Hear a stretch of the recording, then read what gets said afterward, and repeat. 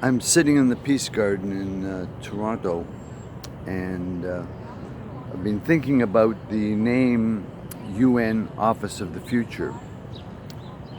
And I'm sort of stuck on that as a name. I think it's a really good name in that the UN Office of the Future really tells us what it is. It's not the United Nations. I want everyone to fully, clearly understand that we have nothing to do with the United Nations, except we are promoting some of their programs that they've agreed to promote, namely the ISO 26000, what they had promised to implement and they have not, and the UN Declaration of Rights of Indigenous Peoples. They're doing a minimal job, but here in Canada we've had the blessings of the government has put it into law. We've gone through the third reading, and UNDRIP is now the law of the land. Problem is, the guy in charge of implementing it is not doing it in what I would consider to be a preferred way. And what I'm exploring right now is a preferred way of implementing UNDRIP by getting the colleges and the business students involved with understanding that UNDRIP is now part of all law. Just as we used to teach the Declaration of Human Rights of 1948, we now need to, wherever we're teaching that, we should stop and teach it as a history lesson and teach UNDRIP as the next step. The Declaration of Human Rights from 48 ought to be taught as a history lesson, not as the way it is. The way it is, we have UNDRIP now. And the main distinction between the two constructs, the main one, and all that well, I shouldn't say all, but from my point of view, all you really need to get from it is that under UNDRIP, traditional people are considered human beings. Under the old rules, they were not. They were not human beings in international law until 2010. And it's time now that we put it into all law across our countries. And that's one of the main functions of the UN Office of the Future.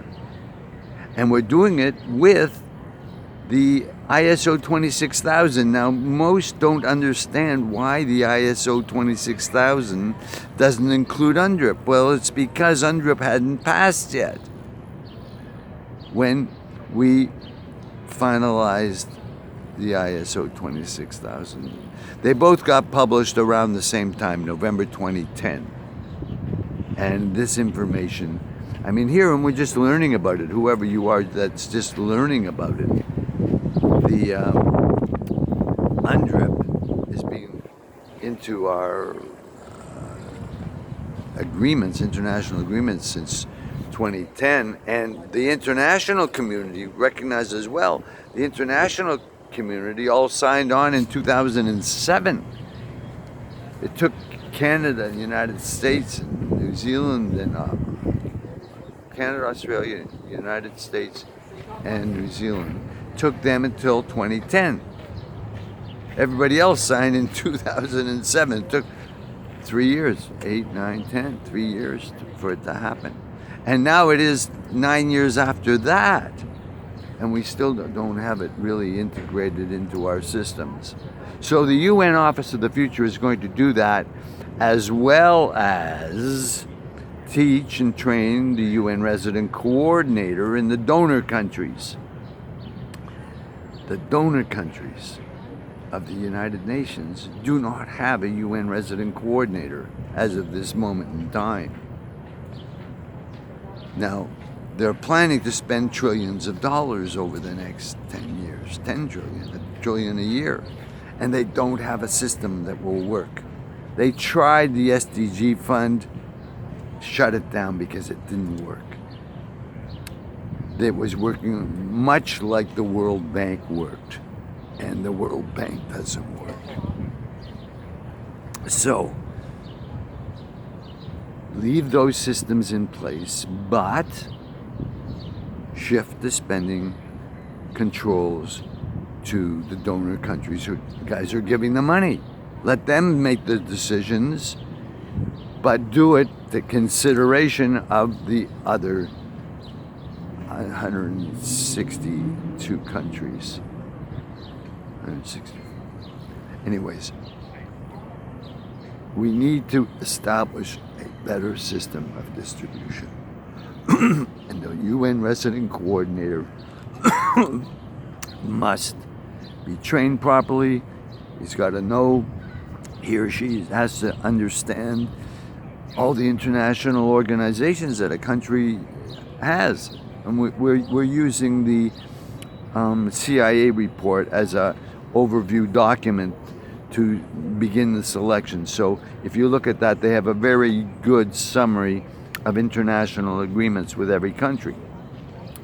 But we should also add to that other organizations and institutions that are international in scope and aren't part of that. The CIA, I don't know why the CIA leaves them out, but there are some international, Oxfam, for instance, is not in Canada's agreement, but they're right here, and I'm pretty sure Oxfam is in the U.S. I'm pretty sure. Anyways, the CIA doesn't include Oxfam.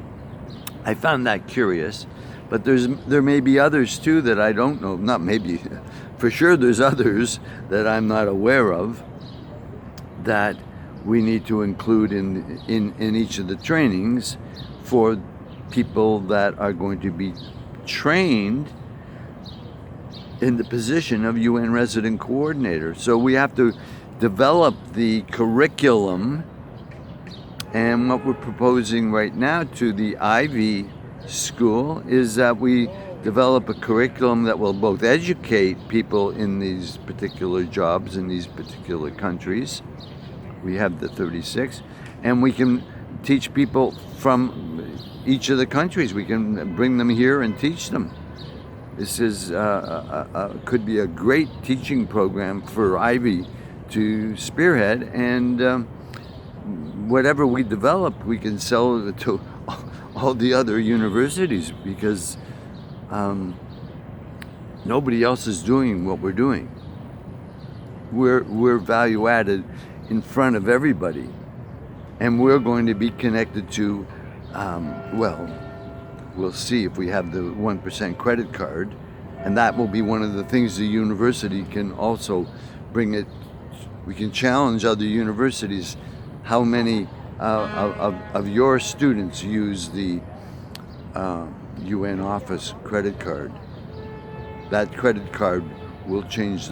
It satisfies the construct that I designed in the year 2000 when I presented it to the World Future Society, and also to the Foundation for a Culture of Peace. The same Madrid documents. Those documents talked about an affinity card, and right at this very moment, I'm just waiting for the president of the TD Bank to do one last affinity card with MNBA. I'm asking them to do one last card and let that be our UN Office of the Future business card, where 1% of every conversation trade goes back to support the UN Office of the Future. This is the idea that we brought forth. But this is only one part of the idea. We also want corporations to tithe at least 0.3% of their gross. This was not my idea. This was Lester Pearson's idea way back when. So 0.7 is what countries should pony up.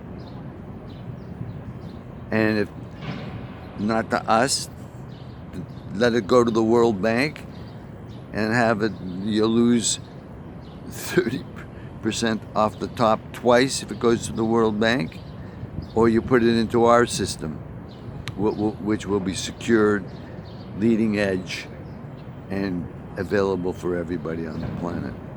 we're going to change the distribution model. That's so Ivy can be one of our allies, helping us recruit, train, and put into the field 36 country teams to look after the future distribution of monies raised to satisfy the Sustainable Development Goals as defined by the United Nations. I'm in all my relations.